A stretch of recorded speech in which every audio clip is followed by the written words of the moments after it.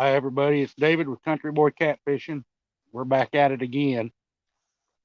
Uh, Today, we're still in Oklahoma. We're at Eureka Lake and got a lot of wind today. It's not really where I wanted to fish, but what I got is there's a peninsula, an island kind of that comes out to the water, and there's a little hill on the back side of us. I got water on both sides of me, but this is kind of giving us a windbreak. Catfishing Katie Collins, Becca, Art, guys, what we got, this area of the lake is called Walker's Creek. There's a creek channel that comes down through here, goes under this bridge. It's a lot of shallow water. Uh, you do have 12 to 18 foot out in the creek channel, but where I'm fishing up in here, probably 2 to 3 feet. Uh, I'm seeing some carp activity already, but the reason I'm here is we have really high winds, supposed to get gusts over 30 mile an hour. So I'm using this as a wind block to get on the back side. And you can tell by the water here, it's not really bad. And it comes out, forms a short point, and there's another cove that runs down the back side of me. So I'm hoping to catch some of these fish coming up out of the creek channel and coming up into the shallows as it warms up to feed. And I have seen some carp jumping, so I know there are active fish in the area. And we're just going to wait and see what happens.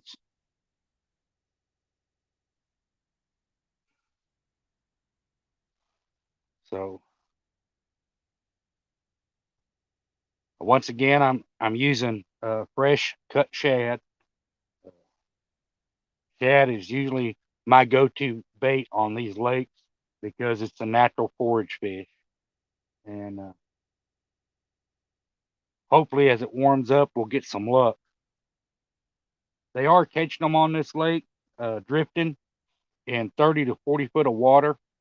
Uh, Basically, just dragging the bait until you hit the fish. It does work well on this lake, but I bank fish. There's not a whole lot of deep water areas you can reach from the bank on this lake. During the springtime, there's a lot of sticks and brush and trees in the water. And man, if you're a crappie fisherman, when the crappie come up, they will be up in here thick. You can come up here and jig in these little brush piles and along the rock and load up on the crappie. You can tell when the crappie are running because that bridge there that you see with the rock, there'll be people lined up on both sides of that thing all the way down it. And boats will be up in here jigging these sticks and a lot of willow trees and stuff in the water, and them crappie and stuff get up in them root systems.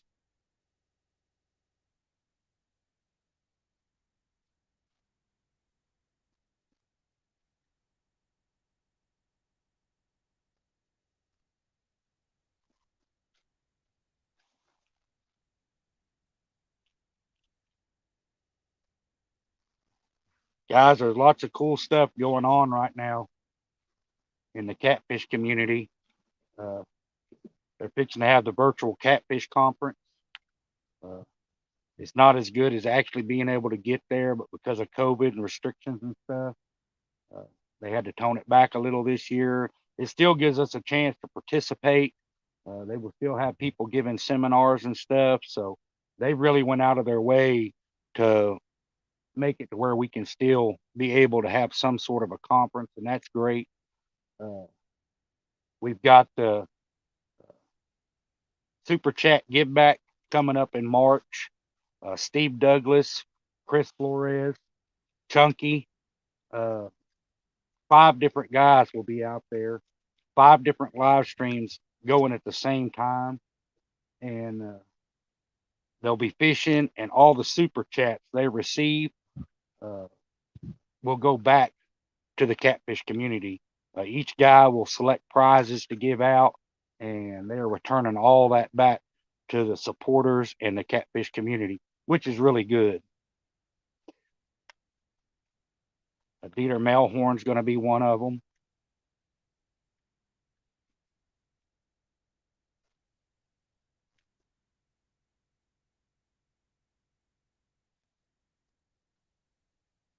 Guys, there's lots of people out there on YouTube you can find that are fishing, that you can learn from. There's great channels to watch. You can learn a lot. So if you're sitting at home and you're bored and you're looking for something to do, you need to check out the Catfish Family on YouTube. It's a great family. I don't even watch TV anymore. My wife kind of gets upset with me.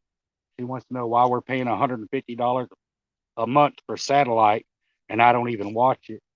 It's because the YouTube community, the catfish community, has grown and it's gotten so good that you can usually find live chats or live fishing uh, pretty much any time. They're working to get it up to where it's 24 hours a day.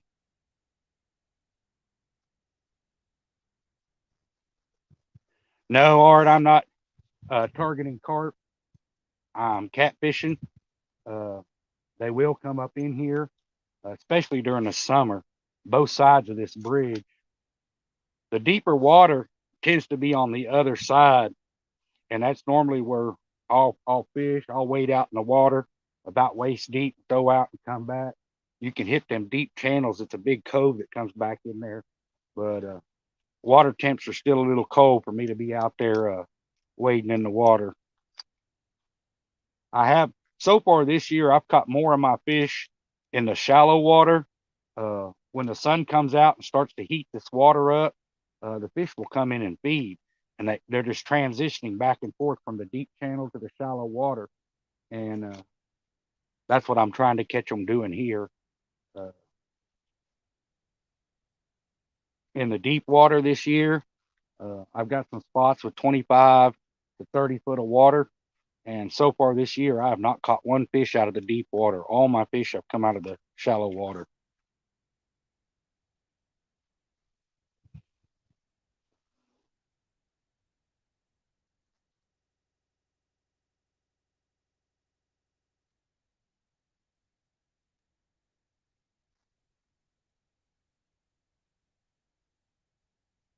Most of the time, you'll see me fishing Art. I'll always be catfishing. That's my number one species that I target.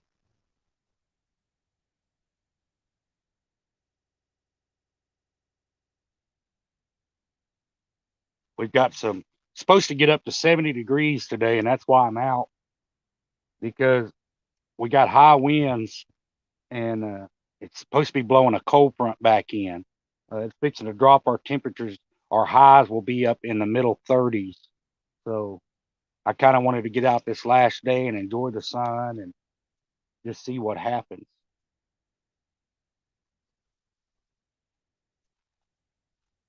I was raised on this lake. Uh, there are a lot of different areas I know I can try. Uh, the main thing today is going to be getting out of the wind. I know you can't tell it today because I've kind of got this hill blocking the wind, and it don't look that bad. But out on that main lake, it is rough. Earlier, when I first got here and was getting set up, there was one pontoon boat out here trying to fish and doing the same thing, trying to hide from the wind. And he finally gave up and left, which I don't know what he was fishing for.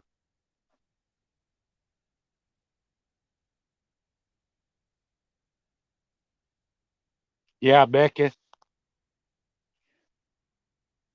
anybody that can, you can throw up links, uh, get the channels out there. The more we can get the knowledge out there about these channels and help each other, the stronger our catfish family is going to be. And like I said earlier, there's lots of great content. Uh, Art with the One Ton Fishing Club. Uh, I see them a lot on Kerr Lake and stuff. I want to go down there and fish with them. Two Stands Fishing, uh, Catfishing Katie Collins. She's been on. They've got a talk show with Avid. They have some great guests on there. Uh, Two Stands. They fish the James River. Uh, if any of y'all missed it, he was going to do a quote short little live session, and Epic came in, and it was not a short session, but it's very knowledgeable. You'd be surprised what you can learn. Becca's the only mod. Art, I'll fix that. I know I have Uncle Josh and stuff on here. I don't know if it'll let me do it while I'm in here. No, it won't let me do it while I'm in here. But after I'm done with this, uh, I'll go back and add more moderators. I'm just getting kicked off. And a lot of people that caught the first live stream, I made them moderators, and I'll gain more because it's definitely important to post them links out and get them channels known and to really support everybody. I was in JV's live chat the other day, and he was doing something that was pretty cool. Had the wheel and was putting people's names up and was shouting out channels. Uh, First time I really seen that, and on JV Outdoors, I thought that was really neat. He would not only shout out, he would play a short intro or a film that they had, a video that they had that they wanted to display, and anything like that that helps get the YouTube out is really good. Uh, I know there's a lot of people like Avid and them that are starting to focus on the new YouTube channels to get them out and get them known, and that's really great.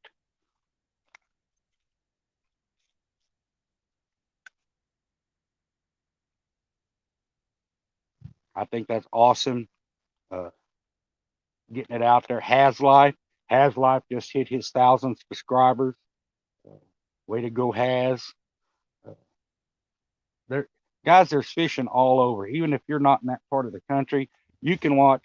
There's a bunch of guys up around DC. You got DMV Whisker Kings, the Baltimore Angler, 2.0, Has Life. They're fishing the Potomac River and stuff.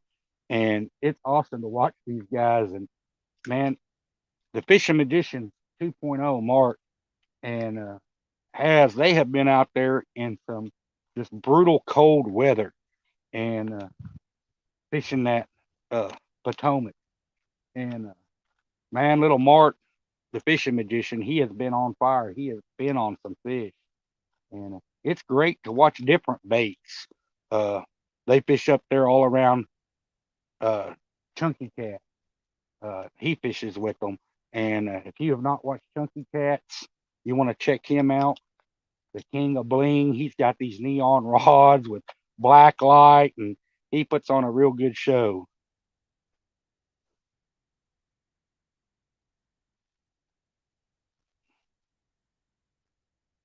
But guys, I will add more moderators and stuff because I definitely want the links and stuff shared on here because I want that content and that knowledge available to everybody. And it's different areas. I By watching YouTube, I've seen different places that I want to go and be able to target and fish. Uh, Steve Douglas, the catfish dude, was one of the ones I first started watching, and I kind of expanded from there and found different people.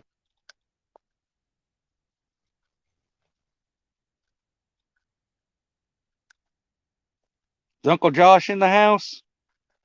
I may have missed him, but guys like the One Ton Fishing Club, you can go check them out. They're bank fishermen. There's also a lot of guys that fish from the boat. Uh, Muskrat Adventures, Roger, and his wife Janice. Uh,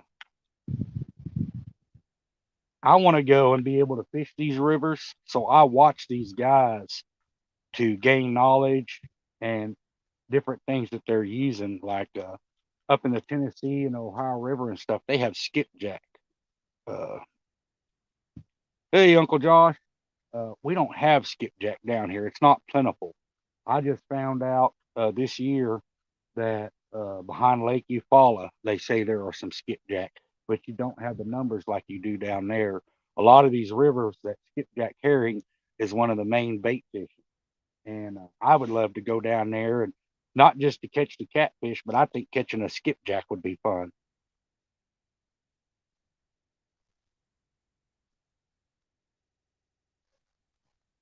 So basically, today we're getting out of the house, trying to hide from the wind, and soak up this last day of sunshine before all.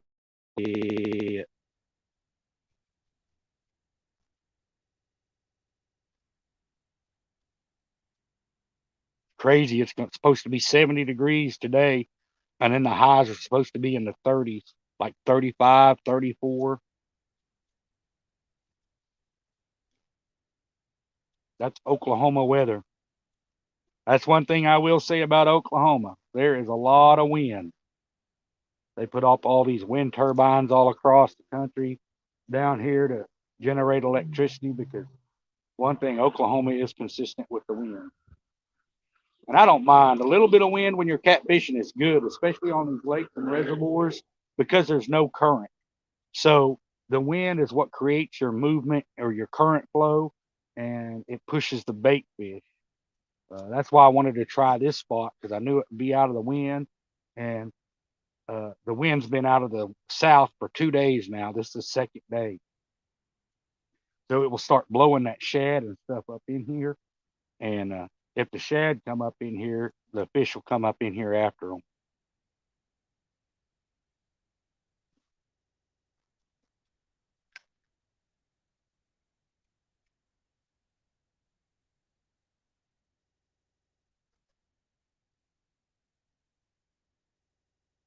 This lake is full of catfish, crappie, hybrid striper, walleye, sand bass, bluegill. You can catch just about anything here. And this lake, you have the channel cat, you have the blue cat, you have the flatheads. Uh, so you just never know. This is kind of like a mystery lake. When you come out here, especially in the spring, it's warming up. The fish are moving up into the shallows to spawn. Man, with any cast, it may be 3 pounds or it may be 30 pounds. And this lake has catfish in it that are well over 100 pounds. This was one of the first lakes uh, in this area that a 100-pound catfish was caught out of. And it does receive a lot of fishing pressure now because everyone figured out what kind of a fishery it is. There's people from Texas that come up here and fish it. Uh, it's a great catfish lake. It's muddy water. It's fed by two creeks. We got Little Beaver and Big Beaver Creek that come into this lake. And the reason they built this lake was to control the flood of those creeks. This lake was built to keep the town of Waurika from flooding. So I have seen it get up so high when we had the spring floods and stuff. They couldn't release the water for flooding Waurika out, that you could not even get a boat under those bridges. Their picnic tables, their bathrooms, everything was underwater. The boat ramps were underwater, the docks.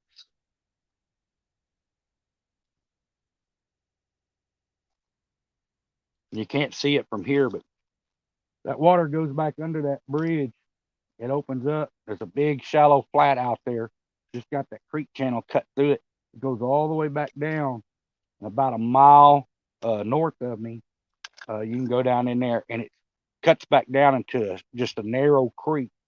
And a lot of times, them crappie and stuff will run up them creeks, and you can tear them up there also.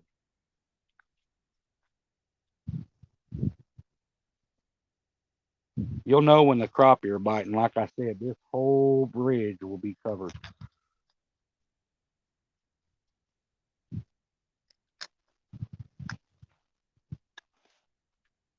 Uh-oh, is Art misbehaving?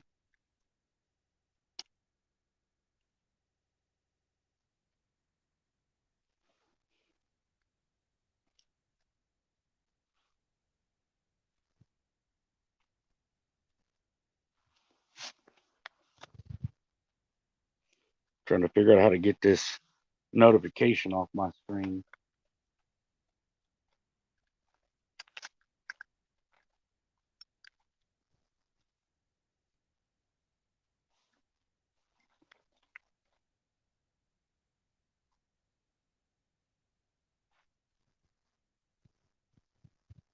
I plan to travel a lot this year, hit a lot of different lakes. I want to go and hit some of the rivers and fish. There are big catfish in this lake, but you don't catch them consistently like you do in the rivers. A lot of the rivers, there's just more consistent, bigger fish. During the spring here, when the creeks flood, uh, you can catch them coming up out of Red River and coming up into the creeks. That's a great time to get on some big catfish in the creek.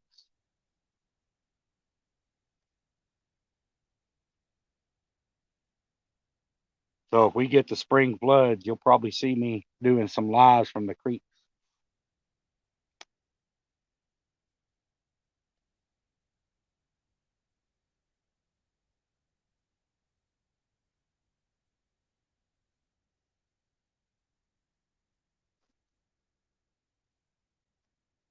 This spot in the summer and on the other side of the bridge, man, a lot of times in the summer when the water's really warm, you can come in here, especially at night, fishing and load up on the catfish. It's a blast.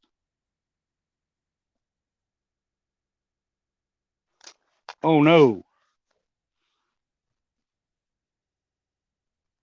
Tell Art I'm sorry. How do I go in and unblock him?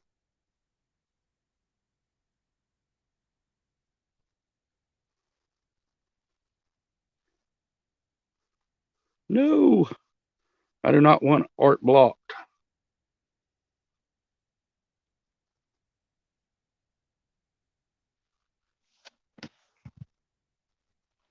Sorry, Art. I was trying to clear that notification off my screen. I clicked on it trying to make you a moderator and it wouldn't let me.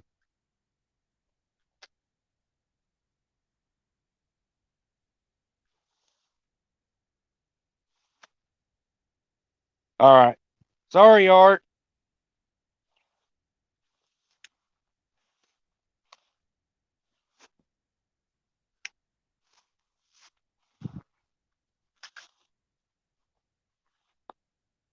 It's starting to warm up a little bit in the sun. I'm just going to have to take this coat off.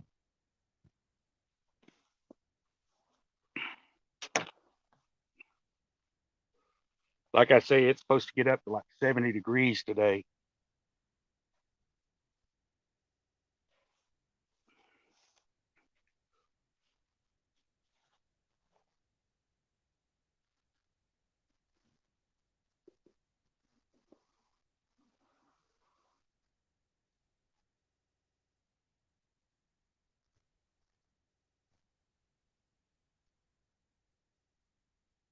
We just need the fish to cooperate.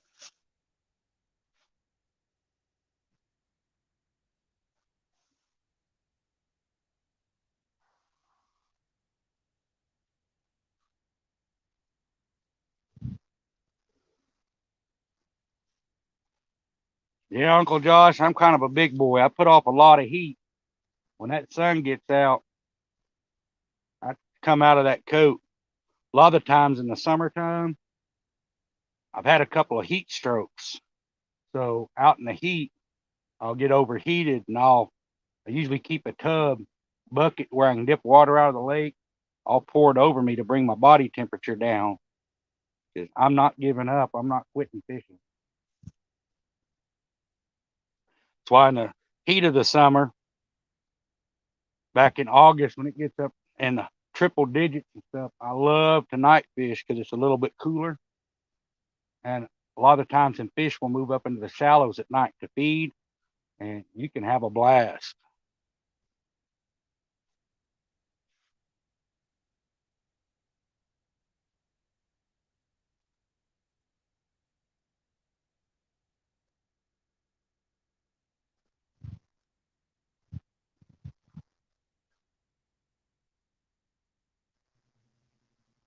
I've been kind of lucky. Normally, my wife will not let me go fishing by myself because of medical conditions. She usually always wants somebody there. But I'm really into this YouTube and getting this channel started and kicked off, and she understands. So she let me come by myself today. She normally comes fishing with me. This is the side she'll normally fish on because I fish the deeper water. But she stepped out this morning, got in that wind, and that wind hit her, and she's like, "Nope, not doing it."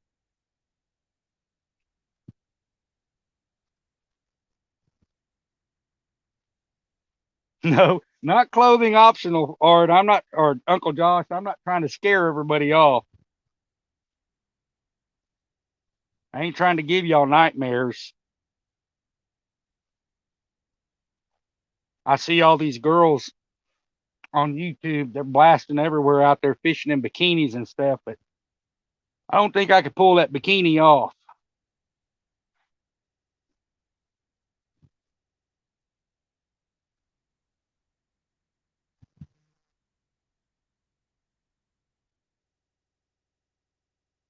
Although the older I get, I think I am developing like an A cup.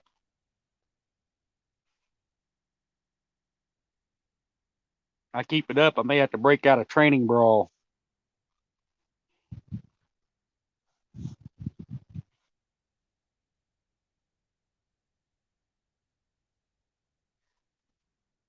After I got hurt at work, my physical activity went down and I started packing on the weight.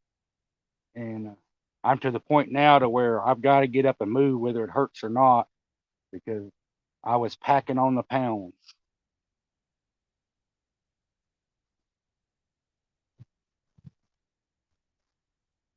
You don't want to fish in a bikini, Becca?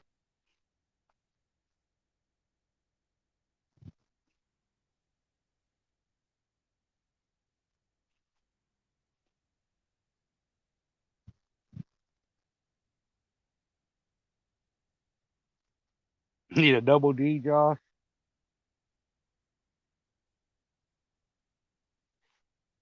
After I got hurt, it kind of drastically changed my life, guys. You don't think about it, but I lifted weights, worked out all the time, took care of myself, and man, after I got hurt for 4 months, I couldn't even get up out of the bed or move, and not just the physical, but even the mental damage it does to you when you're an active person and everything just shuts down. I started putting on the weight, and now I'm trying to get back to where I can knock some of this weight back off, which winter doesn't help. When you're locked up in a house, cold weather can't do nothing. I've always been outside. I don't do good locked up.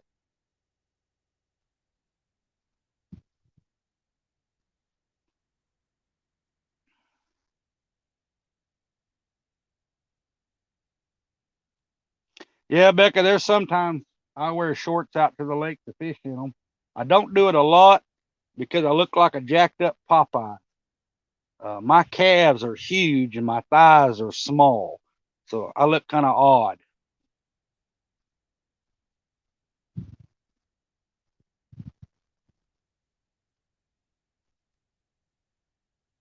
Like I can't wear boot cut jeans anymore. A boot cut jeans not going over my calf.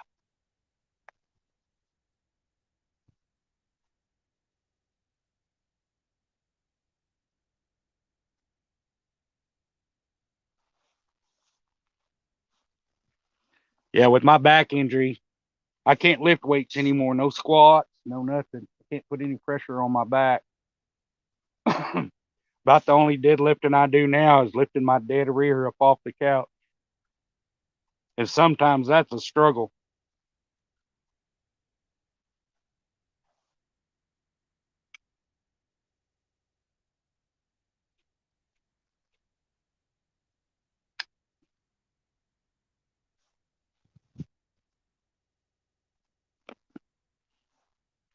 Need these fish to get active. I'd at least like to see a nibble.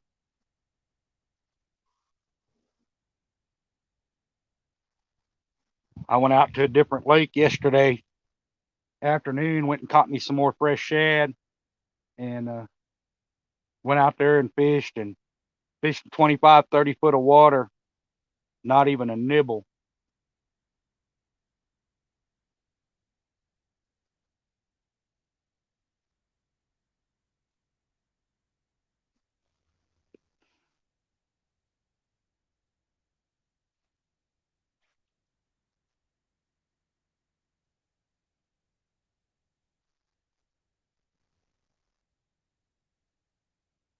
Lake is really good. It's really loaded with catfish.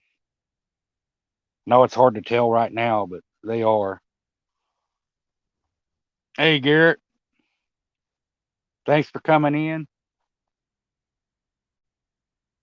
During the spring, you'll see me over. I'll take you to another spot where the creeks come in, not far from there. It's a big old shallow flat, and most of it gets about 4 to 8 foot, and it just stays like that. And when they built this lake, they left all the old roads and stuff. There's still fences underwater, but then fish will get on the sides of that road bed, and I'll wait out there. They'll pull up in there to spawn, and you can actually tear the catfish up. When the bite's on here, you won't see 4 rods. You'll be doing good to keep 1 rod.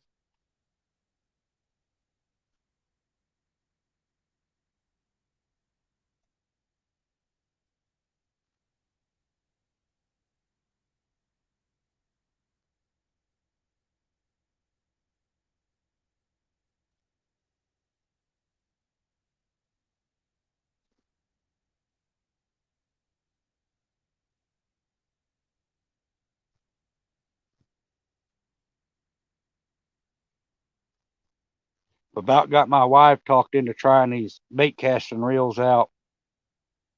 All she would use is like the small Zebcos. I finally got her up to using an 808, and I couldn't get her to fish with shad. Man, she would try hot dogs, and she'd sit out there with the worm in a quart. And she don't care what bites the hook; she'll catch whatever's there. And I took her out about 2 months ago, and got to catching some bigger sized catfish. And she finally decided she would upgrade because she had one hit her line, and even with the drag set, that little old pole wasn't enough. It broke her off, and she kind of got mad. And I told her, I said, you got to have the right rods and the right tackle. You're not going to catch a 30-pound fish on a little Snoopy rod.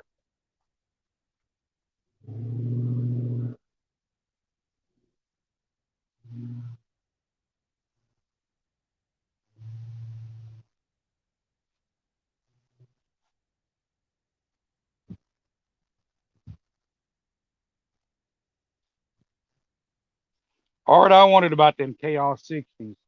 I was looking at them because she wants to get into the bait casting reels and rods, and I want to get her something that she can use without breaking the bank, because I don't want to go spend a bunch on the Abu Garcias like I use, and then her decide I don't want to fish with it. So I'll watch that video tonight and keep me updated on that, because I definitely want to get her some new rods and some new reels. I'll stick to my Abus. I do want to get new rods.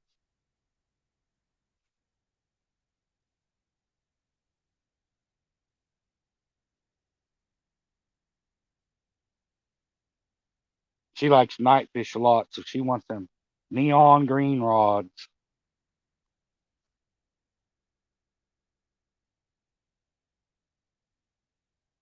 It's pretty cold up in Ohio right now, Garrett.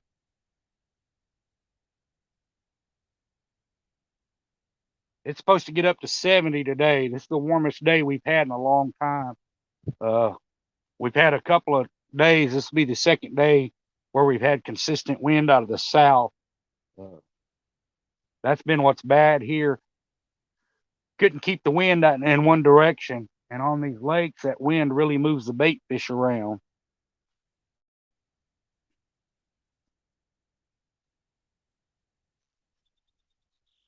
And we got another cold front coming in, like I was telling them earlier. It's fixing to drop our high temperatures back down into the 30s. So I wanted to get out and enjoy the day. Got a group of little ducks up the bank from me working their way down here. Even when the fish aren't biting, guys, being out on the water like this, it's calming, it's relaxing, it's peaceful. Uh, this is a big lake, and literally there is nobody around me. There's not a boat, not another bank fisherman. Which the road coming in here gets kind of rough, and we have some guys around here.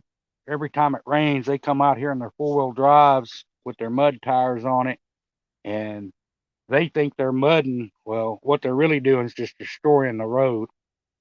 And they finally started cracking down on them around here on the lake because they're tired of having to come in and keep repairing these roads. If they catch them out here acting a fool now, they will ticket them.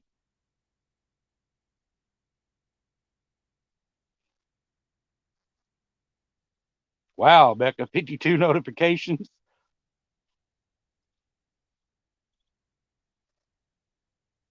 I've got all my notifications turned off so I can do the live. But guys, all the links in the channels help, because anytime I'm in a chat or watching a live video and someone comes in and they post a link, I automatically go and check it, see if I'm subscribed to them or not. If I'm not, I go ahead and subscribe to them, and it adds. I've got probably 200 different channels that I follow just to support everybody and be there.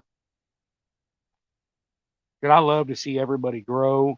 I love to see guys going out catching fish. Me personally, I like catching the bigger fish, but I will catch the small ones. Quentin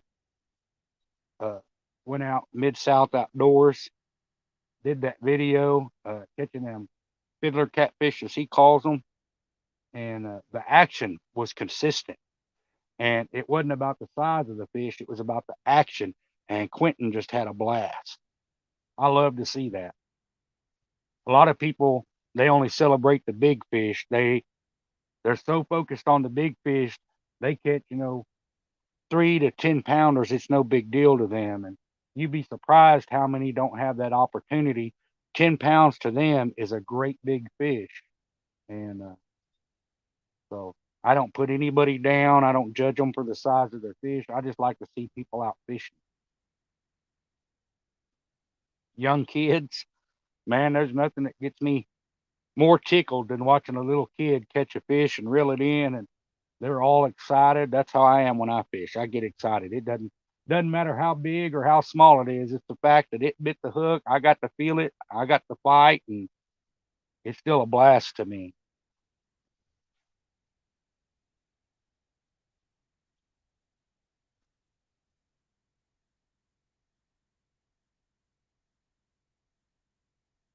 I don't know if y'all can see all them ducks out there on the water in front of me. I got ducks over here and ducks over here.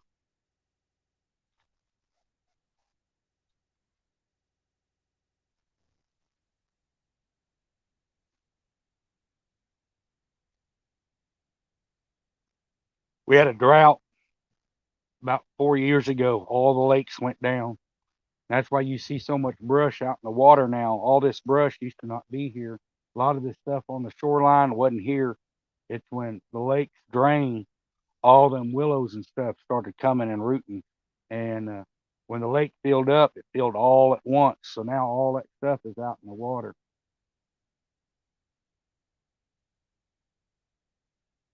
On the other side where I normally fish, there's one clear spot. If you throw in that clear spot, you're going to get snagged. It's done it to me every time. Had a fish break me off twice there. You can throw up in the brush, in the weeds, catch them no problem.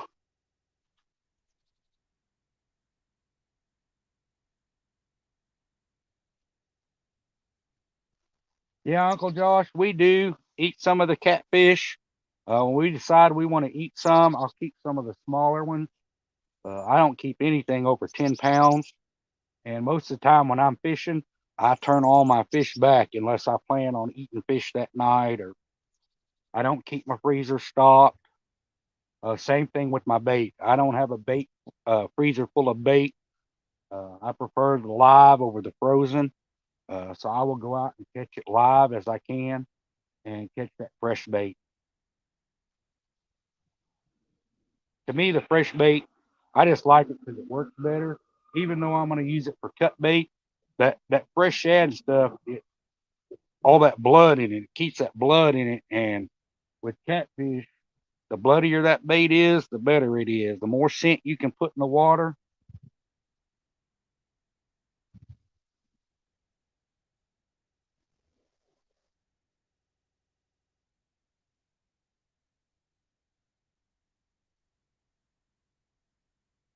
Like I say, we don't have the herring and stuff here.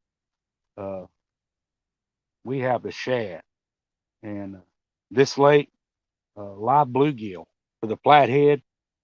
Uh, but I've caught them on goldfish. Uh, Around here, they can use goldfish to fish with. Uh, I've caught, you can fish with crawdads, goldfish, the live perch. Uh, Most of the time with the crawdads and stuff, you'll catch the blues and the channels. But goldfish, I have caught flathead and live perch. I love the perch and the bluegill flathead fishing. And to me, a flathead is one of my favorite catfish. I just love the power, and they not only fold the rod, every time that flathead moves, you can feel that jerk and that surge, and it's just raw muscle down there pulling, and that gets me excited. I love to catch them flatheads.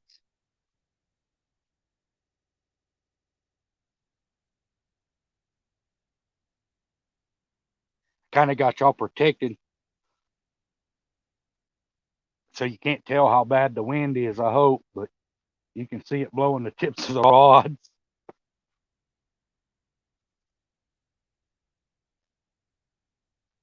Supposed to be a steady 18 to 20 mile an hour with gusts over 30,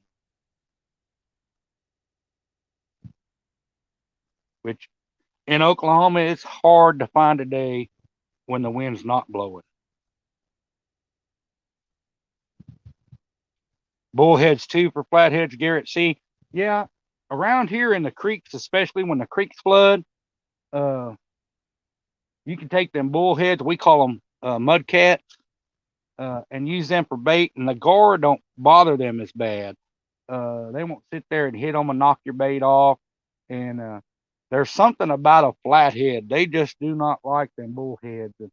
Uh, you can take a pond that's got lots of bullheads in it and throw you a 30 or 40 pound flathead in there and give him a matter of time and he will clean that pond out. Uh, there's just something about them that it triggers that flathead. I don't know if it's like crack to them or what, but they really love them.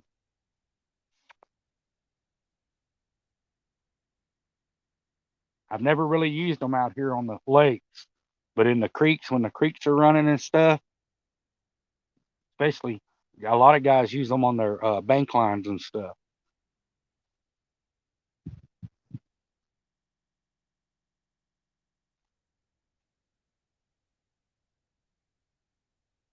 It's just the, the connection with bullheads and flatheads is kind of like donkeys and coyotes.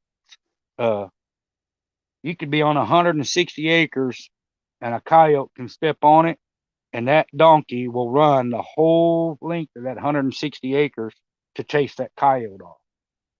Flatheads are the same way. That bullhead gets in there. I don't know if it's a territorial thing or what it is, but they do not stand them. They will annihilate them.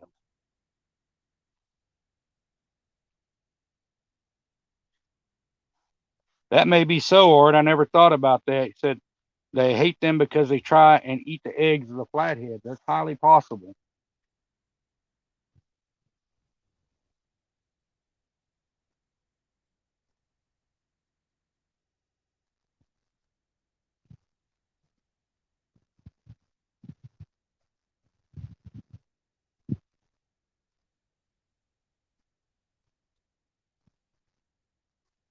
I know I'm ready to see one of these rods twitch. One thing I like about this lake, guys, with these blues and stuff in it, uh, you don't get the peck peck of a channel cat. He won't sit there and mess with it. You'll just see him load that rod up. And with these circle hooks, when he loads that rod up, he's already there. Most of the time, they will hook themselves. You don't have to reel down on them or anything. They hit so hard.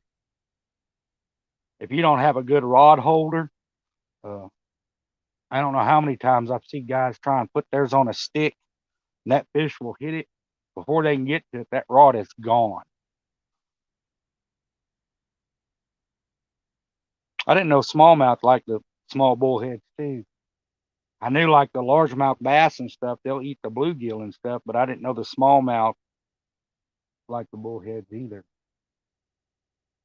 Which we really don't have smallmouth in this lake, but we do have a lot of largemouth bass. And it has some huge striper and hybrids in it. I think that's another reason bluegills do so good here for the flathead, is this lake has a lot of bluegill in it.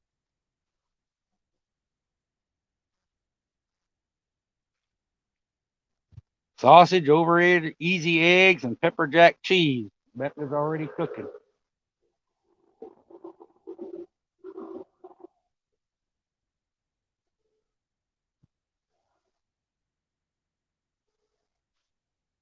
Becca, when people are trying to lose weight, you and Mike Chavez watching your channel does not really help a lot because y'all's cooking and man, you get to seeing that food and then you want to try it and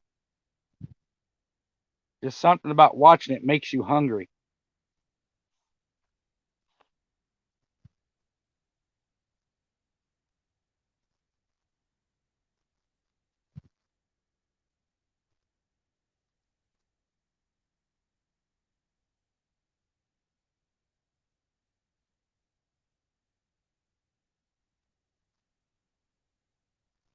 And I'm really trying to lose weight, get back. I went from 220 pounds with a 25-inch waist to 230 pounds with a 36-inch waist. Big difference.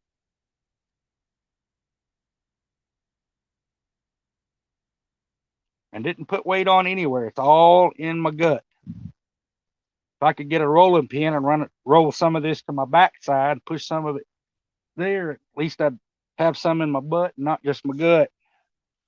Saw a guy in Pennsylvania using them. Didn't believe it until I saw it. Yeah, Art. That's why I love watching different guys on YouTube and stuff.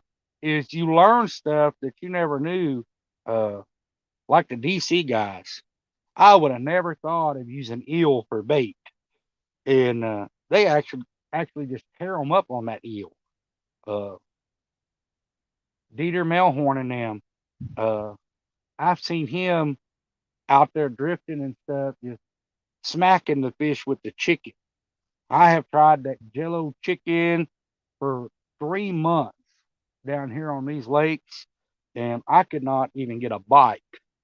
Uh, I'm not saying the Jello chicken don't work. I think it works better in lakes or rivers that have mussel beds in them because I think the chicken has kind of the same texture as the mussels and stuff that the fish are eating.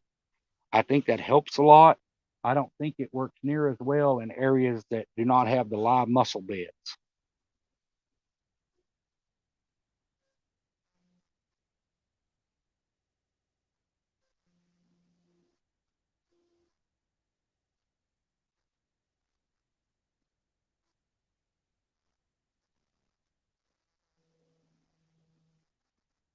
I'm not going to say you can't catch a fish on it because catfish, if they're hungry and you hit them in the face with something, they're probably going to eat it.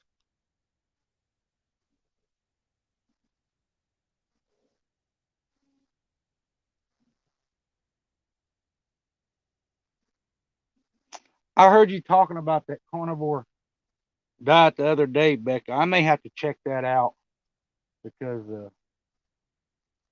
normally I don't eat a lot. I'll eat one meal a day, but I love my salad and my pastas and stuff like that. And man, when I started putting weight on, it just come out of nowhere, just bam. And as you get older, Weight's not as easy to lose as it was when you were younger.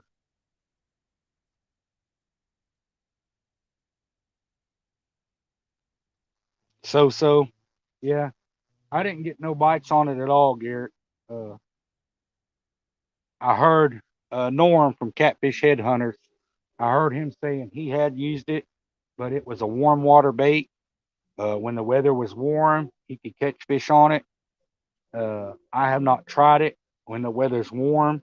So later on, I may try it again uh, just to see.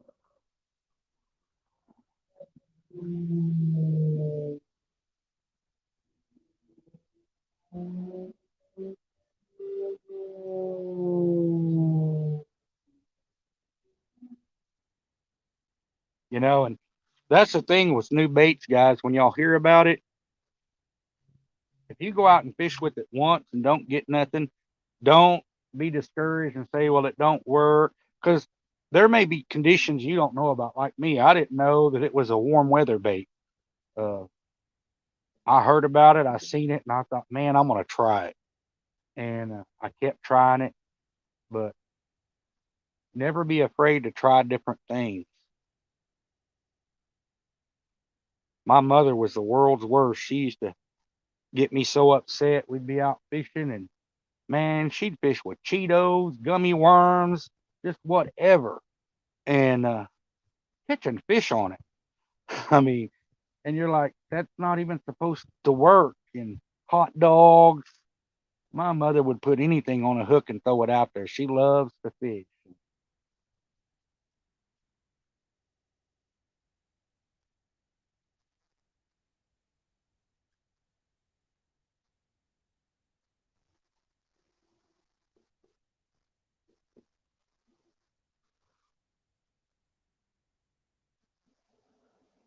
And there are times certain baits work and times certain baits don't. I've been out here on this lake fishing with cut shad or live shad, and I couldn't hardly get a bite, but you could throw some Danny King's punch bait out there on a treble hook and go to catching fish.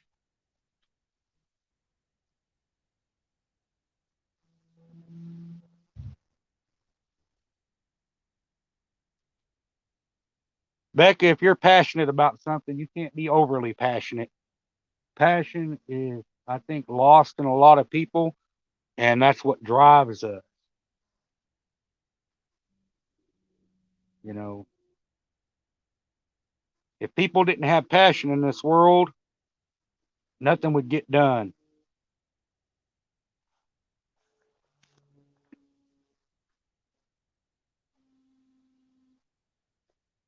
I know I'm excited about this super chat give back because I know Steve Douglas has been busy with his business and stuff, but I sure miss seeing his videos and stuff. I loved watching him control drift, uh, knowledge just that I gained watching his videos and stuff. It was a blast.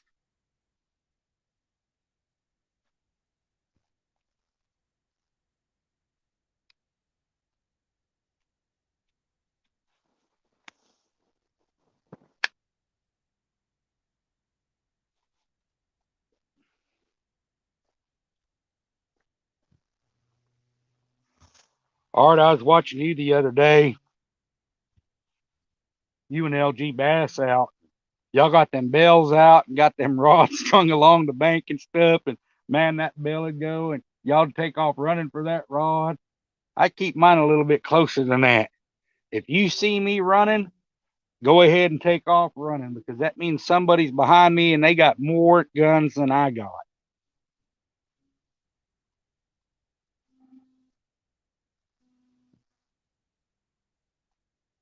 Y'all get a workout just running back and forth to the rods. I was fishing a little creek with small chunks of chicken liver and tearing it up. Ran out of liver. Dipped pieces of paper towel in the liver juice was. Yeah, I've heard a lot of people use chicken liver. My wife is one of them. She'll take that chicken liver and she wants to tie pantyhose and stuff around it to uh, keep it on the hook and stuff. I'm just not a big liver fan of it. When you go through that and it's that much trouble and you can't keep it on the hook, especially in this lake, uh, these little channel cats will come up in here and sit there and peck and peck and peck and peck. Uh, that just drives me insane. And you get a lot of that with liver. Plus, here, man, we have tons of turtles. And them turtles like that liver.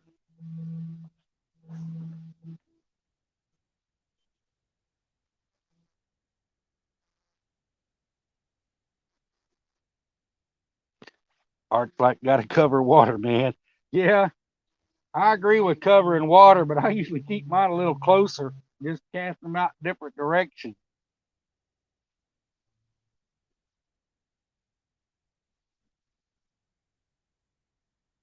That's one thing that got me into the circle hooks. Uh, I normally fished with J hooks. A lot of times over in that shallow water in the spring when the fish are up there, I'd tell y'all I'd wade out and cast my rods out. Well, I'd go wade out there about waist deep, throw one rod out, and before I could get back, they'd hit the other one. So I missed a lot of fish. So I got into these circle hooks trying to eliminate some of that.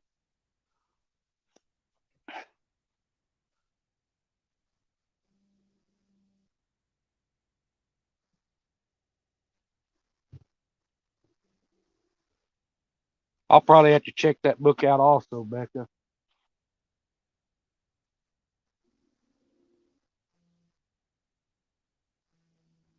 It doesn't seem what I do.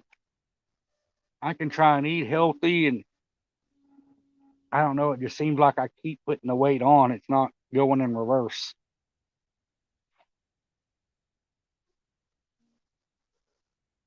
And I'm a big salad lover. I can eat salad all the time. I love my salad, my pasta, and probably my potatoes too. Starch is probably my downfall. Man, I love my taters.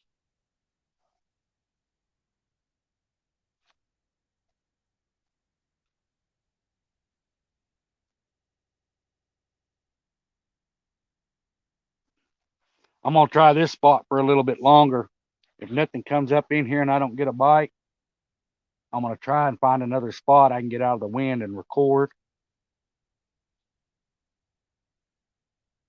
See if I can get on some. I could have fished the other side in the wind, but there's no way I could have videoed from there because that wind's blowing right into us, and I don't have a sock or anything for the speaker.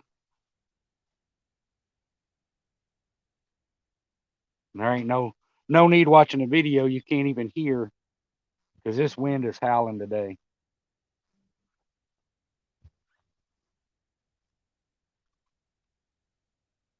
Got fish jumping over here by the bridge.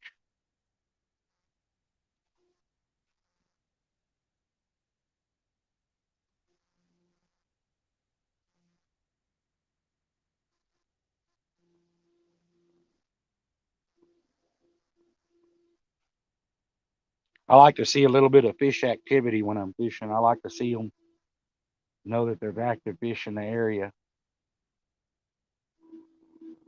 This lake here, it's full of shad, gizzard shad. You'll get them hybrid and stuff that push that bait fish off the main lake into these channels and these coves like this, and they'll start feeding on them. And there's so many shad and so many hybrid in there, it will literally look like the water's boiling. It's pretty neat to watch.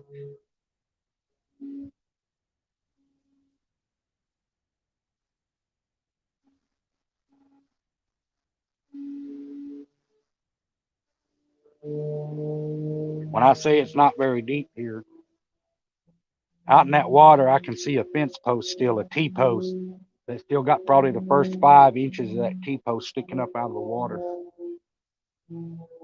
You don't have to have deep water for catfish when they start coming up out of the deep water, especially in the spring. And you get the water flowing, they start coming into the shallows to feed and stuff. Uh, I've caught 30 and 40 pound fish in 18 inches of water.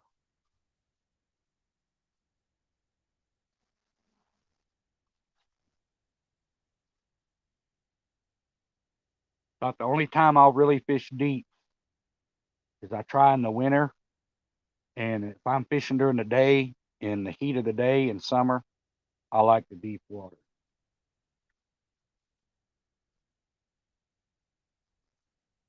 Most of the time, even in the summer at night, I'll target those shallow flats where I know them fish are coming in to feed.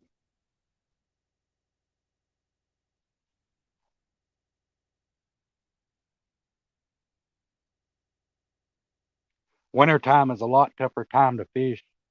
The fish are not as active. They don't have to eat as much. They're more lethargic. You can still catch fish. You just usually don't catch the numbers. Unless you're, of course, Roger and Zach. I don't know if you caught Zach and Roger from Muscat Adventure, that premiere he did when they were out and caught 37 fish.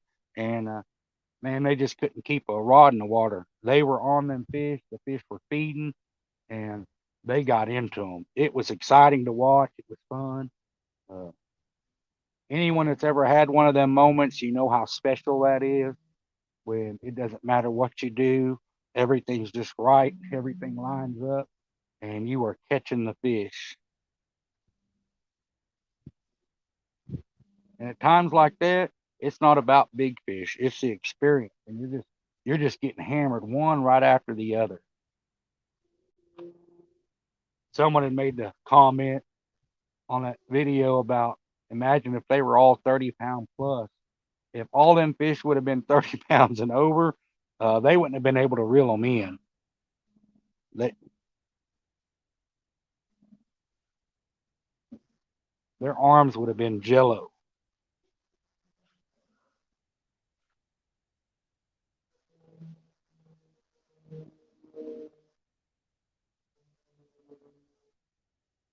Come on, fish.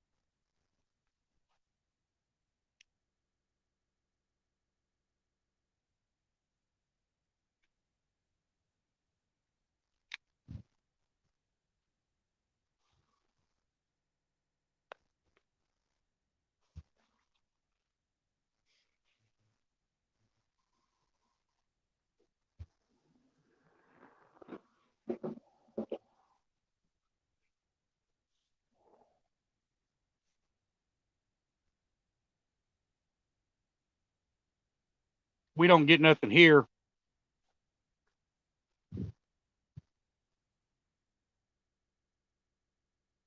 All right, Art, be careful. We don't get nothing here. I want to move to another spot, try and get closer to the main lake, to the deeper water.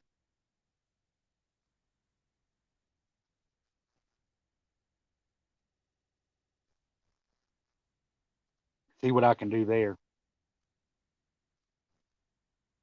It's a great spot up over by the water plant that I like to fish, but it's up on a hill. It's out in the open. It's exposed, and the only problem I got there is trying to record and get video.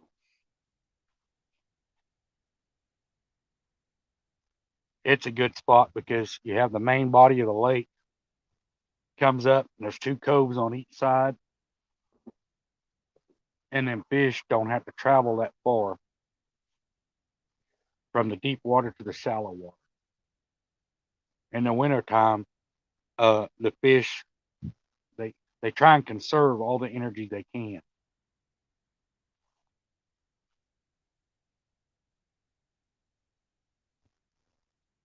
I think that's why drifting works so good in the wintertime.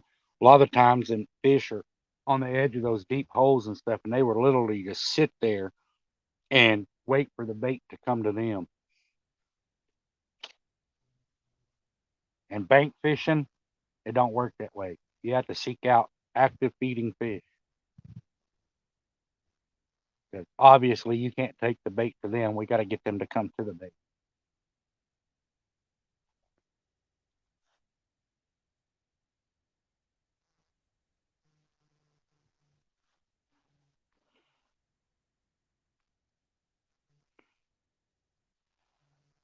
But I'm going to give this spot a little bit longer. We've only been here a little over an hour.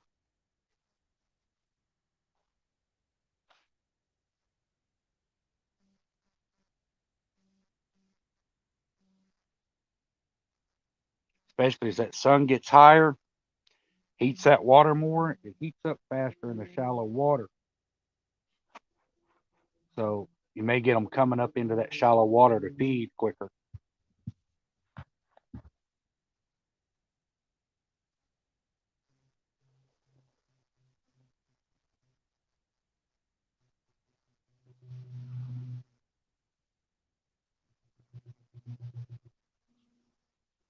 I know I'm wanting to get me some more rod and reels. Might have to do some looking around.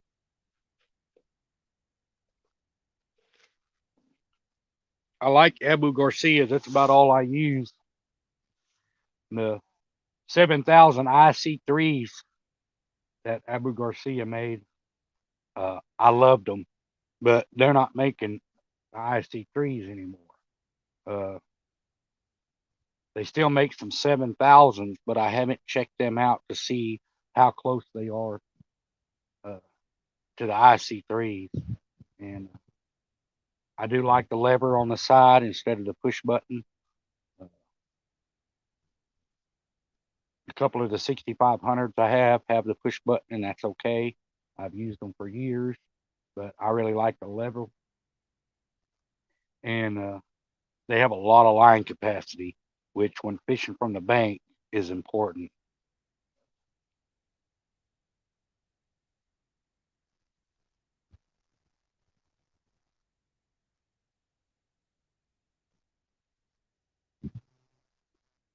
I'd like to get me some longer rods. I'd like to get me some 10 to 12 foot rods fishing from the bank. I used to use them a lot uh, in the lakes because you get that extra casting distance. You can hit a little bit deeper water. I know a lot of your rod companies, the basic size on a rod, most of them do is 7'6". You don't see a whole lot that manufacture the 10 and 12 foot rod.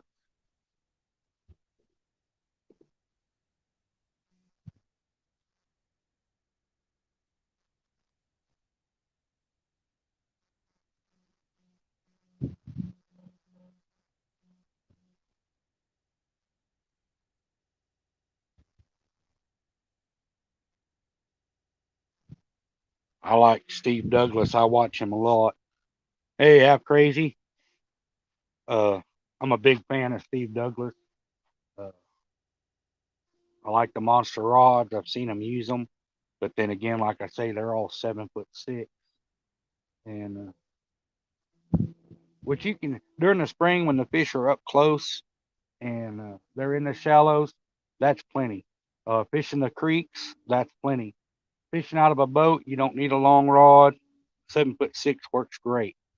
But in these lakes and reservoirs uh, that have the shallow flats and then they drop off into the deep water, a lot of the times you need that extra casting distance to get out over that and get in that deep water.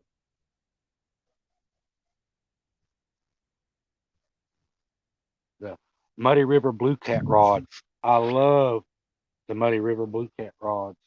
That blue and that white, uh, it's really nice. But like I say, again, they're 7'6", and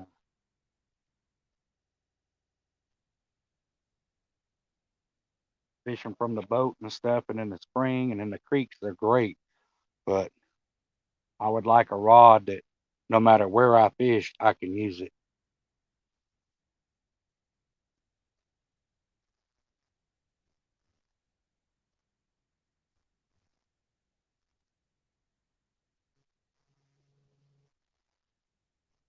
I know I've heard people talking about the Akuma longitudes in the 10 and 12 foot length.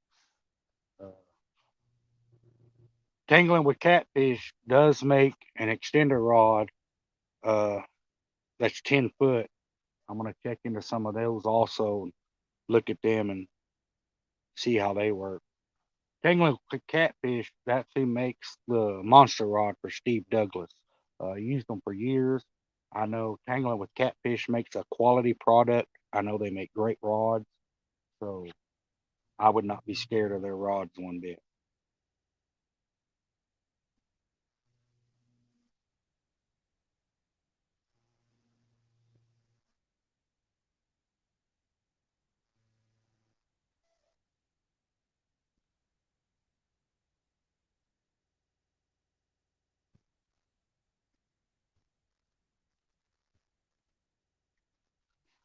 Catfishing has really came a long way in the last 10 years. Uh, oh, here we go. Here we go.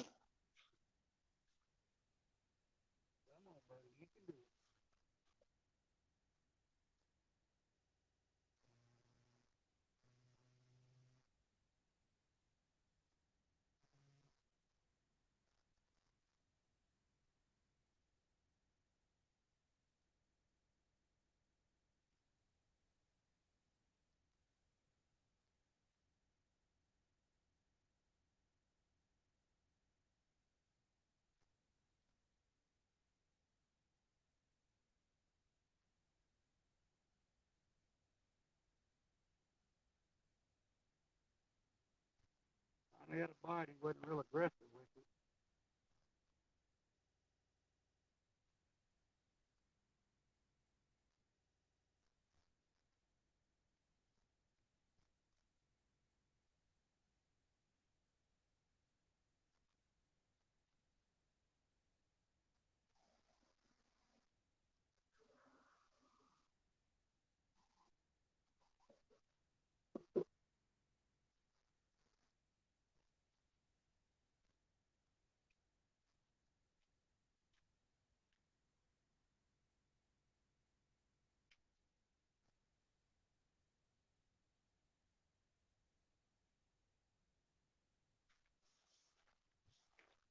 I'm gonna let it sit there just a little bit longer before I reel it in and check the bait.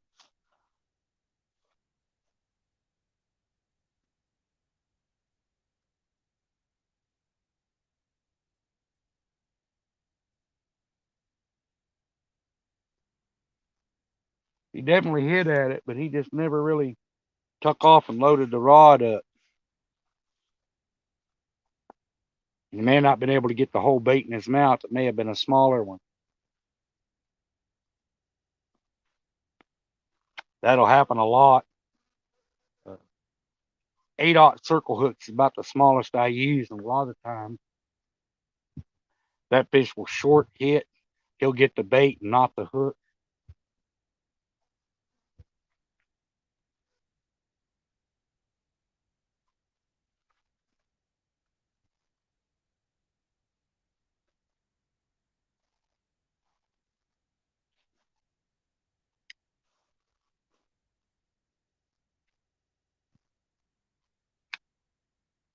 But that was the first sign of life.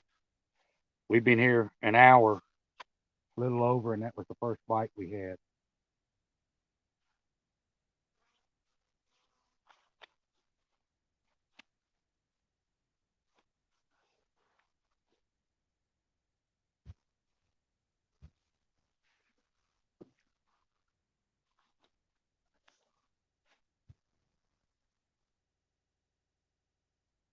I'm glad to finally see a bite, though.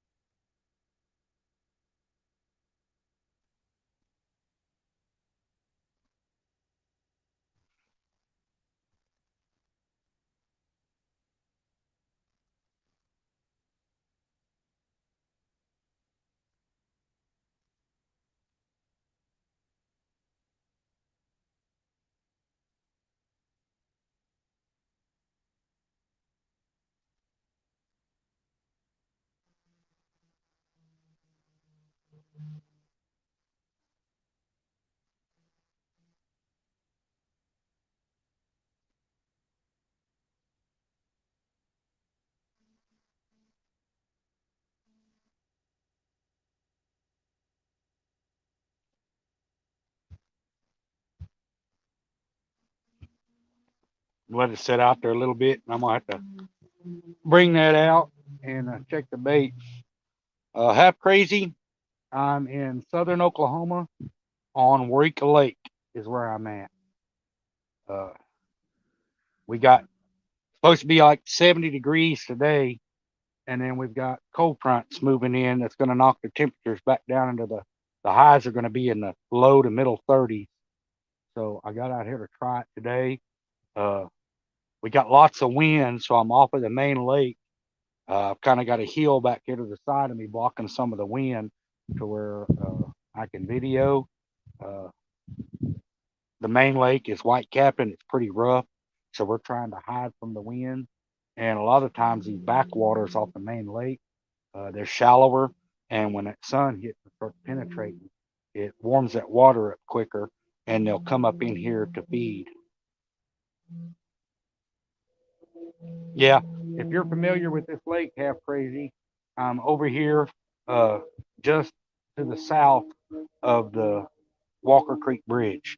That bridge you see out in front of us is actually the Walker Creek Bridge.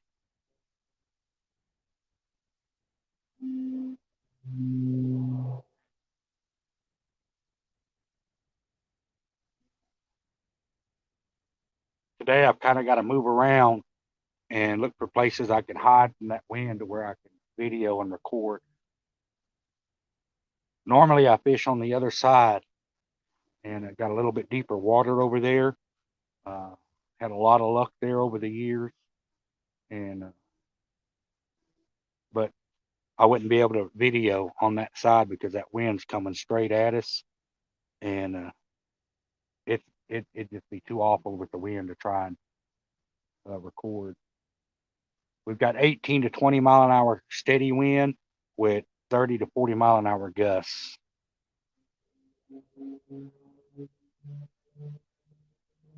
Well, if you've been over that bridge many times, Half Crazy, you drove right past a lot of good fishing.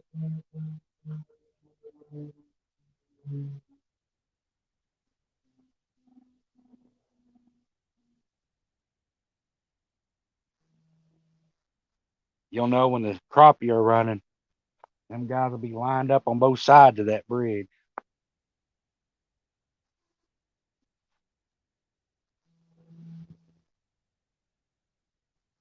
There's a lot of catfish that travel through here.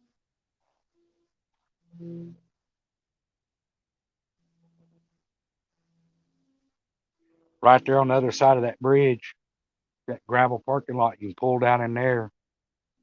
Man, during the summer and stuff, I have caught loads of catfish over there.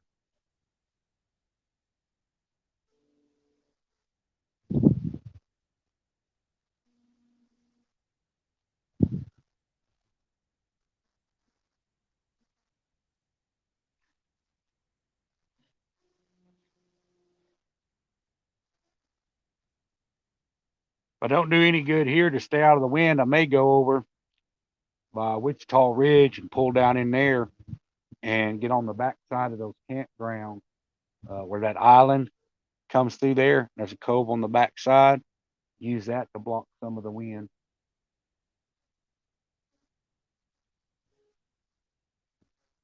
That's the one thing about the video, and you got to be able to video and have audio.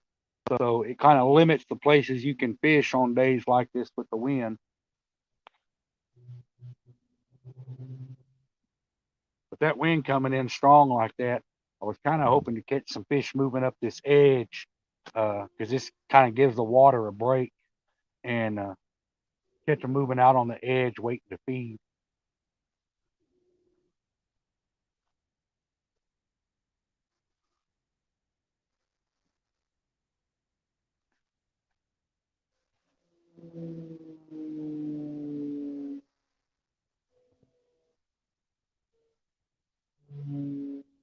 Lots of little ducks out here.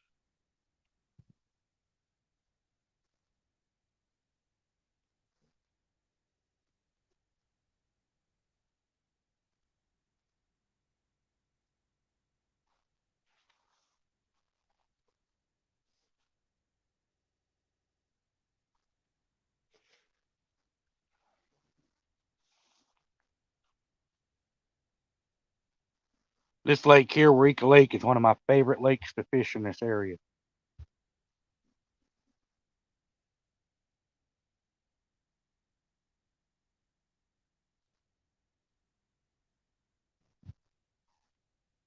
I like this lake because I know there are a lot of fish in it. You have numbers and you have big fish. You have size.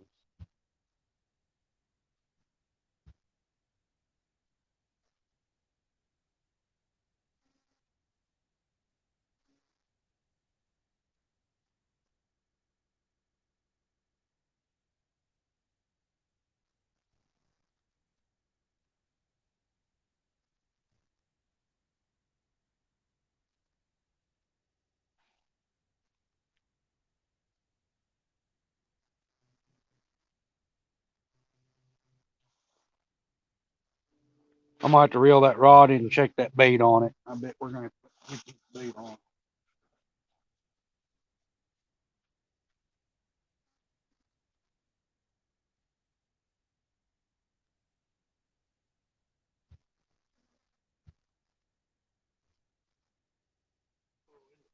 Yeah, that's not good. Whatever it snags on. Got lots of little brush out here.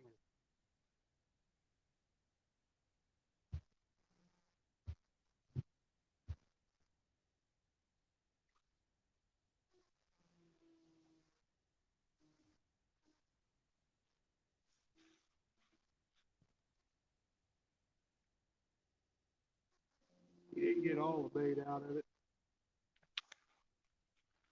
We're gonna put a fresh piece of bait on there anyway.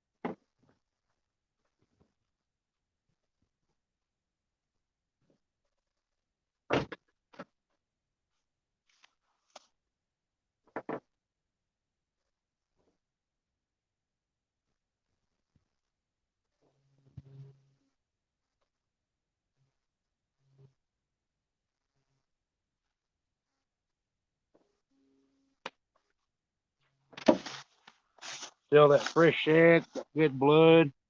That was a body piece that he hit. I'm gonna throw a head piece out there. I like the head pieces. I've had better luck over them. They seem to be tougher. Not as easy for them to get off the hook.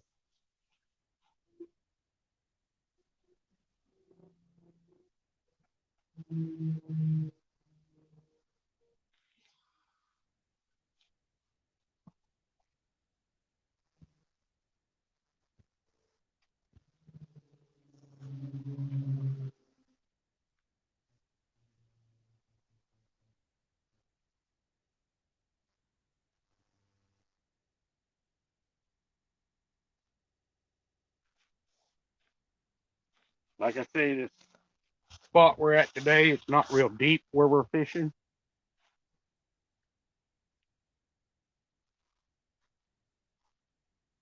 Sun kind of went behind the clouds.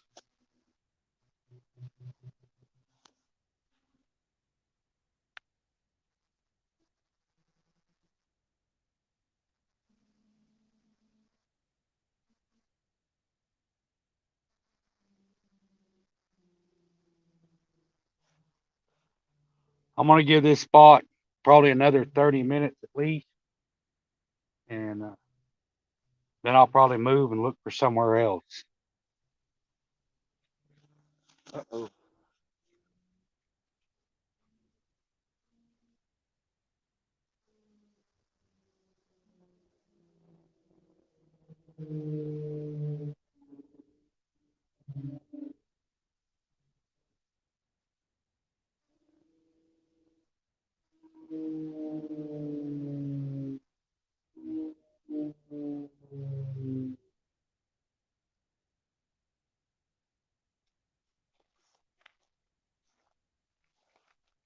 That rod I just threw out got slack bumped into it. Watch it and see what happens.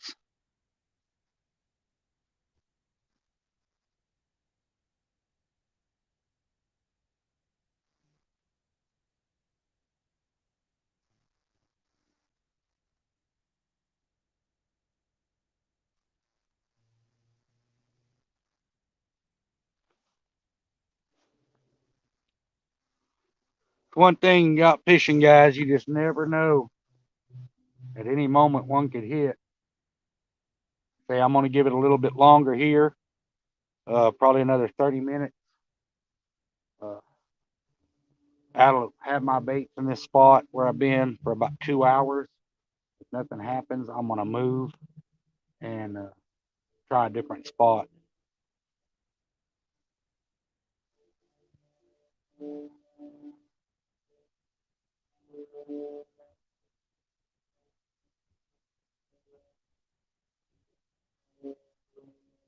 That's one thing with fishing, guys. If you go to a spot, you're not having any luck in there, don't be afraid to pack up and move and try a different spot.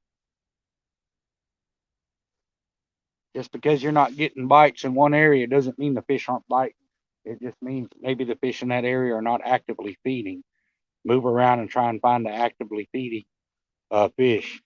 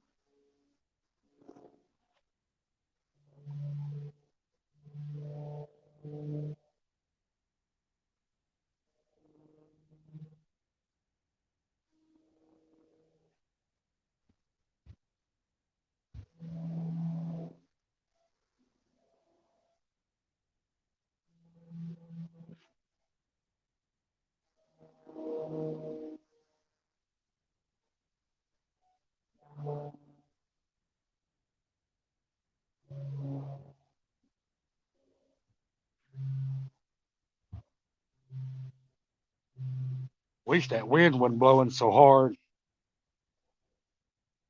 Get out closer to that main lake, the main water, you'll be able to record.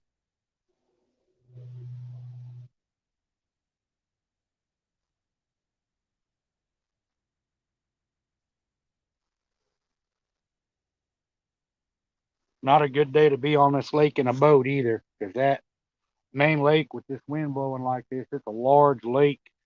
So them waves build up coming across it, and it gets white capping and gets rough pretty quick.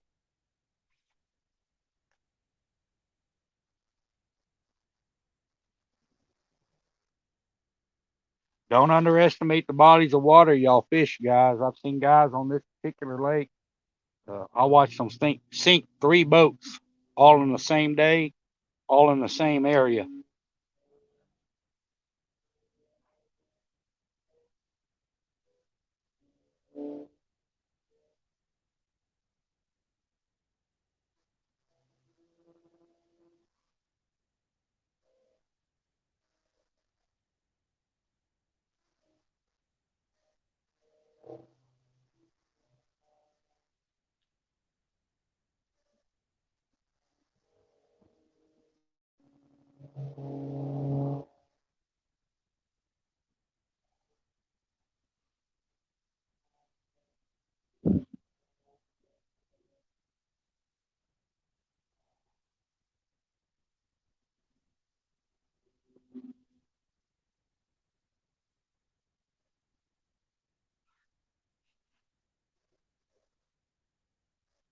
Hard to find calm water to fish at today without that wind.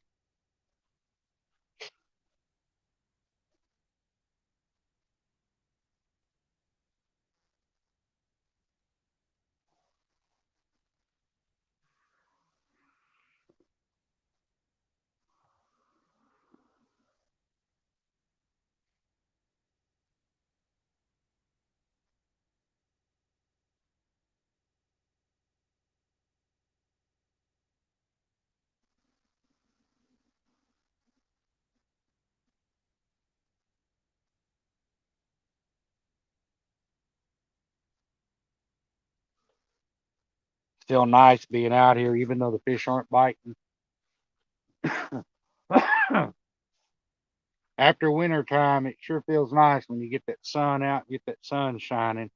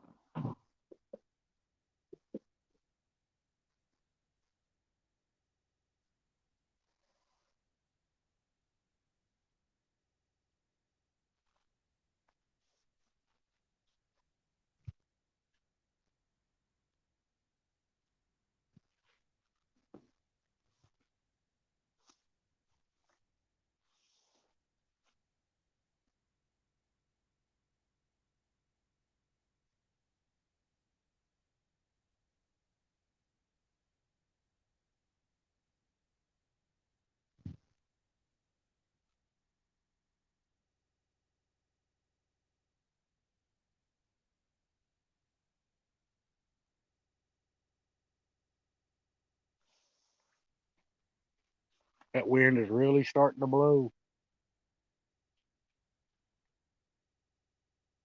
Even down here in this hill, it's starting to get down in here.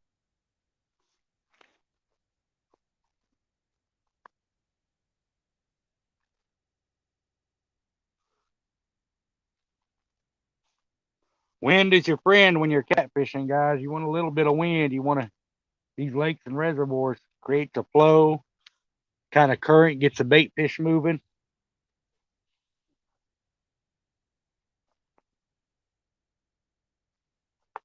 Always like fishing into the waves. Hey, Sunfish Assassin, thanks for stopping in. I always like to fish into the waves because I know it's bringing the bait that direction.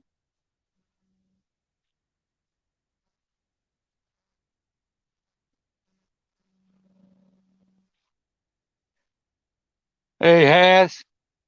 Hey, congratulations on that 1,000 subscribers, Has.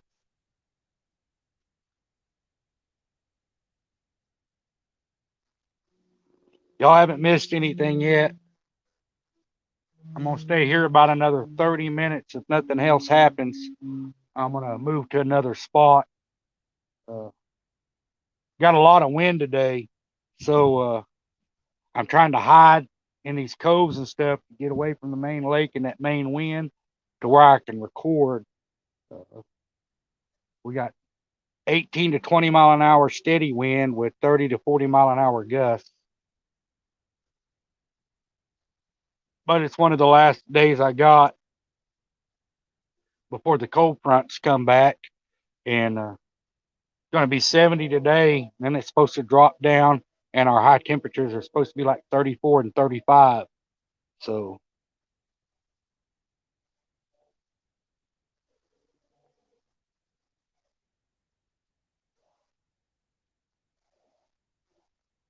the spot I'm in right now is shallow water. Kind of hoping as it warms up and that sun heats that water up, they'll come up in there and start to feed a little bit. I've had one bite since I've been here. He wasn't even big enough to get the bait. Using fresh cut shad, and basically all that fish did was suck the gut pocket out of it and take off. I was robbed.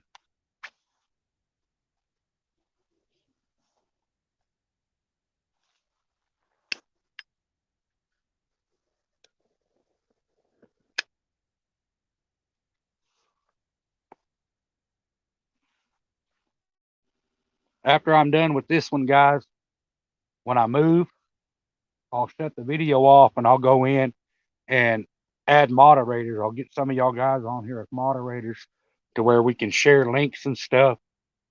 Like I was saying earlier, I think sharing links is very important in the catfish community. Gets everyone out there. People get found a lot easier with the links. They come across people they might not come up just in their news feed, and it really helps get the word out and gets these guys going.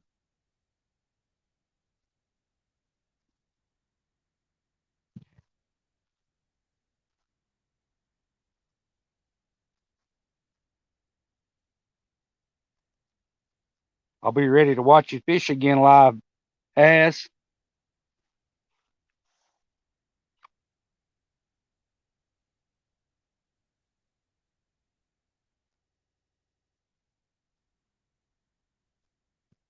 I keep expecting to get a notification from Mark, the Fishing Magician 2.0. I figure he's going to be out fishing before long.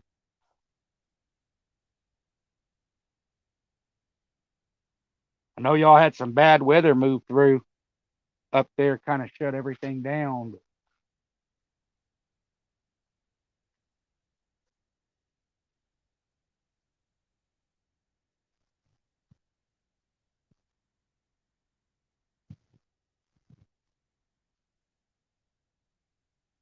You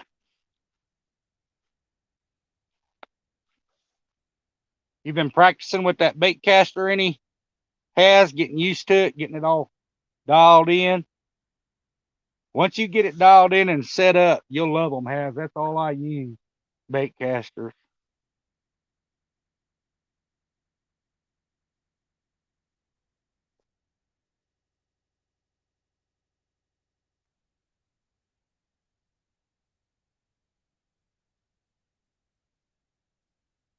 Might be out tomorrow morning.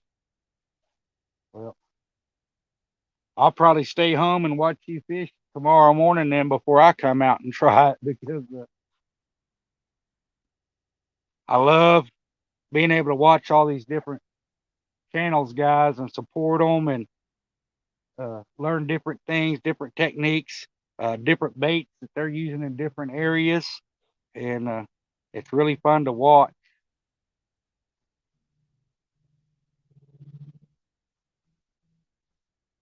Has took his brother out, the hobby nerd, and got him his first catfish the other day. That was pretty nice. All except the real malfunctions.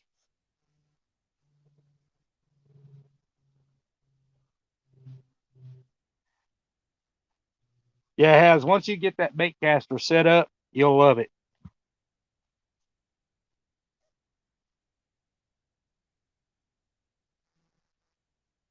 I've still got a bunch of the spin cast rods. I'd actually bought them for my wife, trying to get her to use them, and she didn't like them either. So I finally got her talked into trying the bait casters. I'm gonna get her some rods and reels set up with the bait caster and see if she'll use them.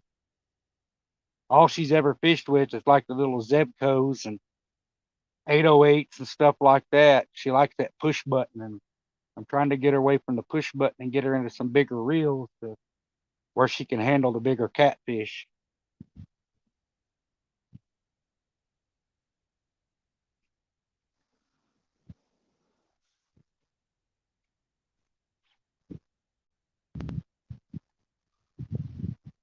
Y'all get snow and stuff up there. Down here in Oklahoma, we don't get very much snow anymore.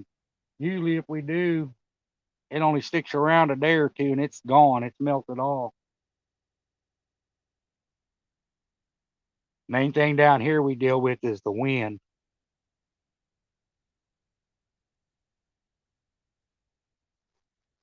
It makes it pretty brutal because, 40 and 50 degrees isn't that bad unless you got 30 and 40-mile-an-hour winds pushing it. And then it doesn't matter how much clothes you put on, it still cuts through you.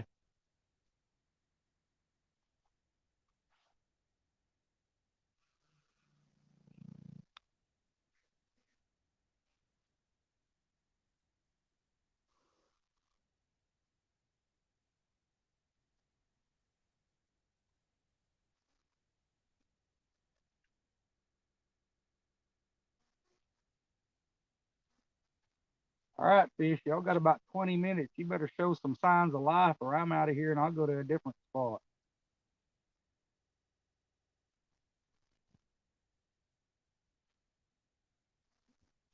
I'm giving this spot 2 hours. About another 20 minutes, ain't nothing hit. I'm going to move and find a different spot.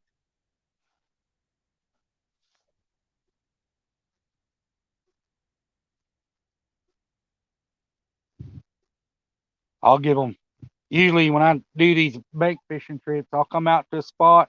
I'll sit there a couple hours. If ain't nothing happening, I'll pack up and move and try a different spot. Sometimes if you can't get the fish to come to you, you got to move around and find the fish. Sunfish, this is a lake. Uh, we don't have a lot of rivers here in Oklahoma. It's a really large lake. It's Waurika Lake. It was built as flood control to keep the town of Waurika from flooding. You got Little Beaver and Big Beaver Creek that come from the north and feed this lake, and that's what its sole purpose. Springtime, they get a lot of rain here, and it floods a lot, and they have a lot of water come down, and they had to try and figure out what to do with it. Uh, this lake is also connected to some different lakes, like in Lawton, Oklahoma, and stuff. They'll feed water to their lakes to try and keep them up and keep their levels high. A lot of times when it rains down here, if we get our spring floods, uh, they can only let so much water out of the dam without flooding town south of it, which is Waurika. And I've seen it up at these bridges to where you couldn't even go underneath them.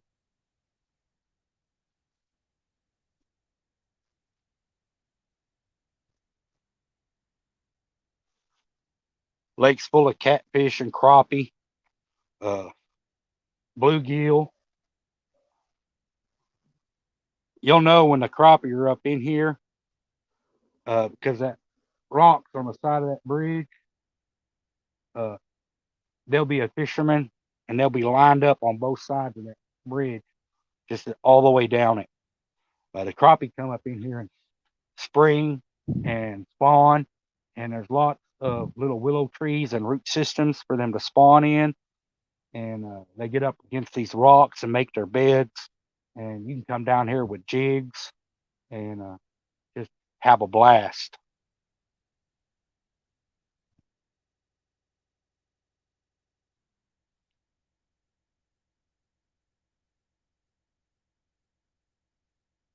I don't really crappie fish that much. I catfish a lot. If the catfish are slow and not biting and the crappie are running, a lot of times I will grab out my jigging poles and my crappie rods and catch some of them. This area on this lake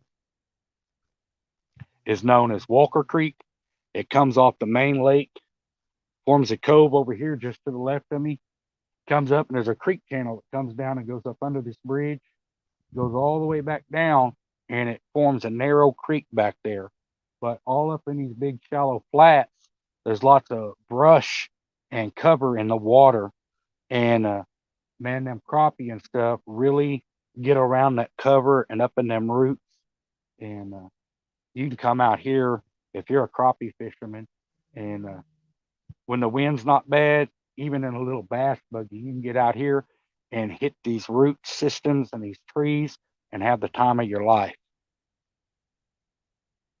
This lake is loaded with catfish, crappie, bass, perch, walleye, sand bass, hybrid, striper.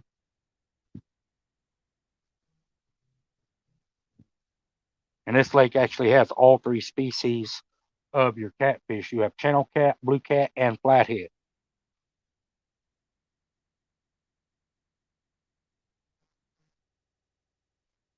It does really good. Uh, the water is usually always got a muddy stain to it because it is fed by the creeks and stuff. So a lot of people would refer to it as muddy water. It's not clear. It's full of gizzard shad for bait, and the fish really thrive in this muddy water here. It's one of my favorite lakes in this part of the state to fish.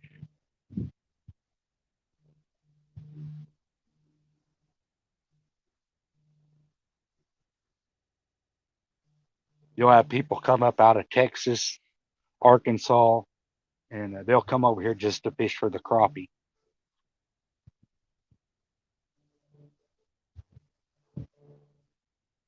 You can get us some big old slabs over here. There's several of these bridges that's got the rocks on them. Got this bridge, got Coram Bridge, and then there's another bridge. And during the spring, when they pull up to spawn, them crappie target them rocks and come up in there. And if you're good with the jigging pole and jigs, that's all you need. You can go down them banks and catch them till your arms get tired.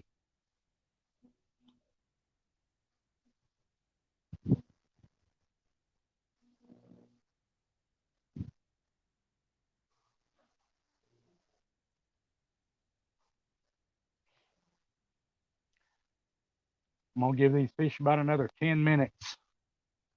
We've been here almost 2 hours. Had one bite, and he wasn't even big enough to take the bait. So if nothing else hits, we're gonna move, and I'll put on fresh bait and try somewhere else.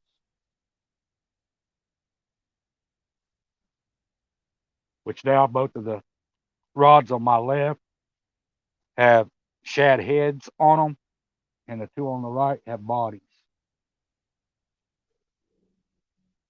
I figured the catfish might be active. I've seen some carp moving in here and some sand bass and stuff hitting the water over by this bridge. So I know there's active fish in the area, but the catfish don't seem to be doing much right here.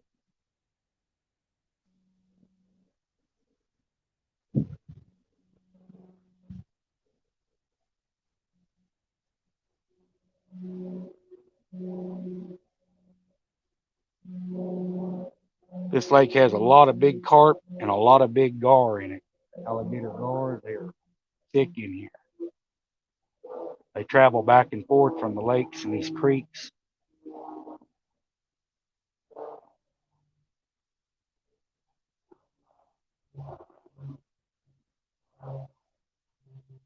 You can catch guys that like to carp fish. You can come down here and catch 30 and 40-pound carp.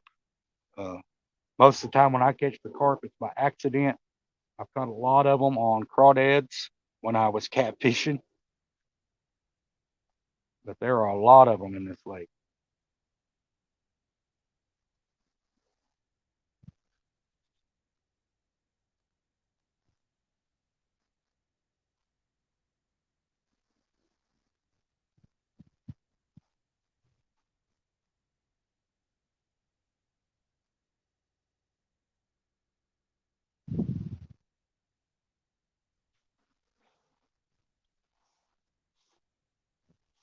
I can hear the waves crashing into the bank behind me over there.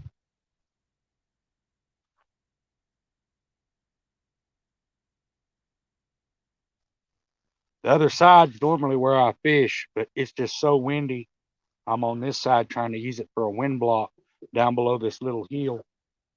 And that way I can still get audio. That's the biggest struggle today. There's plenty of places on this lake I can go to and fish. It's trying to find places out of the wind to where I can still record and get audio.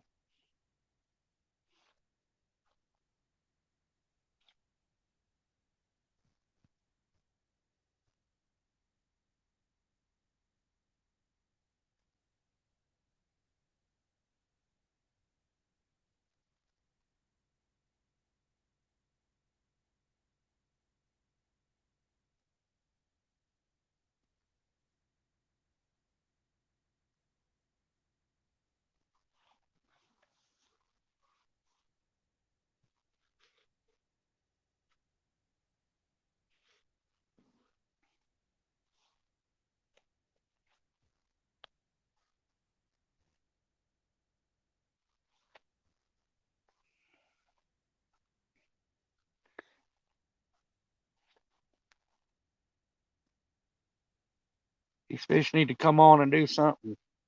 They have been slow. A winter bite tends to be slow, but I've been here almost 2 hours with only one little bite. At the 2 hour mark, I'm going to shut it off and go find another spot.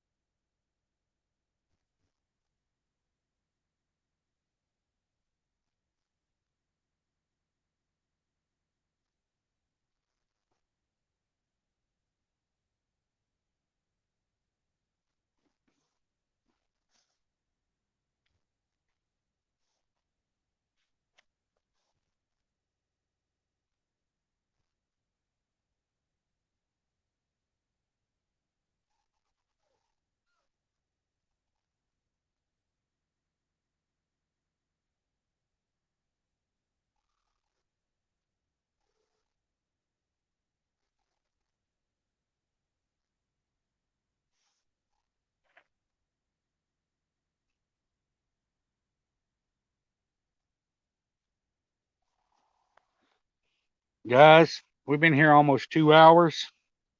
I'm going to shut this off and we're going to go try and find another spot, and I'll start another stream.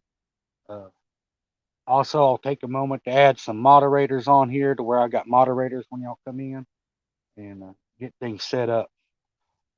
Appreciate y'all guys that were coming here, and I'll try and catch you in the next one. Thanks, everybody.